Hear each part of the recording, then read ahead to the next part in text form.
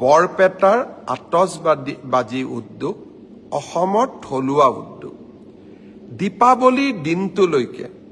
বৰপেটাৰ আতচবাজিৰ কাৰিকৰসকলে অপেক্ষা কৰে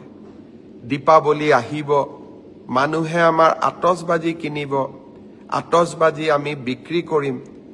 আৰু হেৰে আমি পৰিয়ালটো চলাম বছৰটো বহুত সপোন লৈ তেওঁলোকে আতচবাজি নিৰ্মাণ কৰে বহুত সপোন লৈ তেওঁলোকে এই থলুৱা শিল্পটোক বচাই ৰাখিছে এইকেইদিন কোনোবাই কৈ আছে দীপাৱলীত বোমা ফুটাব নালাগে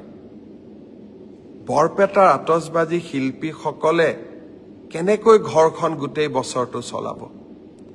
তেওঁলোকৰ কাৰণে চিন্তা কৰাৰ দায়িত্ব আমাৰ নাই জানো অসমত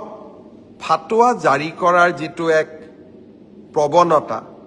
এছাম সংগঠনে গঢ়ি তুলিছে তেনেকে ৰাজ্যখন চলিব নোৱাৰে মই আকৌ এবাৰ মনত কৰিম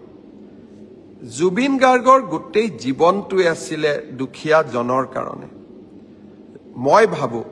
জুবিন জীয়াই থাকিলে প্ৰথমতে জুবিনে সংগঠনসকলক কলেহেঁতেন যে বৰপেটাৰ আতচবাজি শিল্পটোক আমি মৰিবলৈ নিদিওঁ মই অসমৰ ৰাইজক আহ্বান জনাম বৰপেটাৰ আতচবাজি শিল্পটোক জীয়াই ৰাখিবৰ কাৰণে দীপাৱলীত আমি থলুৱা শিল্পৰ বা থলুৱা আতচবাজি কাৰিকৰৰ পৰা কিনা বোমা আমি নিশ্চিতভাৱে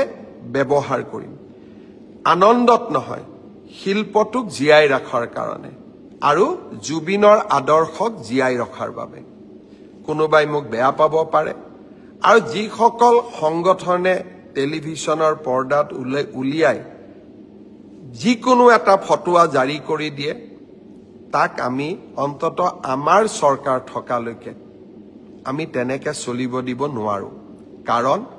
আমি এইখন অসম মানৱীয় মূল্যবোধৰ মাজেৰে আগুৱাই যোৱাটো বিচাৰো সনাতন আমাৰ সংস্কৃতি দীপাৱলী অতীজৰে পৰা আমি পালন কৰি আহিছো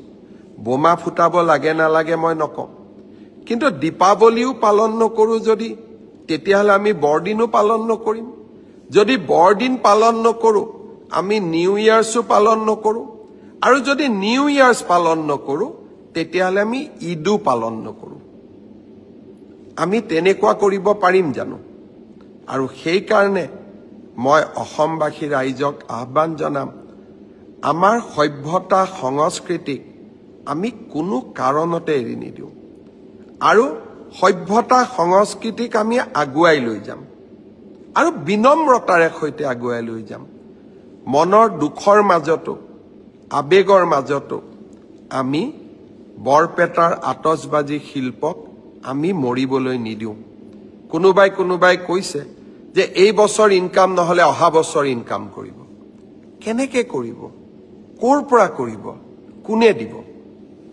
সেই কাৰণে মই সিদ্ধান্ত লৈছো যে এই বছৰ বৰপেটাৰ আতচবাজি মই নিজেই কিনিম আৰু বৰপেটাৰ আতচবাজি ময়ো ফুটাম কিয় কাৰণ বৰপেটাৰ শিল্পটোক আমি জীয়াই ৰাখিব লাগিব বাকি আন ফটকাৰ লগত মোৰ সম্বন্ধ নাই কিন্তু দীপাৱলীও আমি পালন কৰিম বিনম্ৰতাৰে পালন কৰিম সংযমেৰে সৈতে পালন কৰিম আৰু জুবিনক বুকুত লৈ আমি দীপাৱলী পালন কৰিম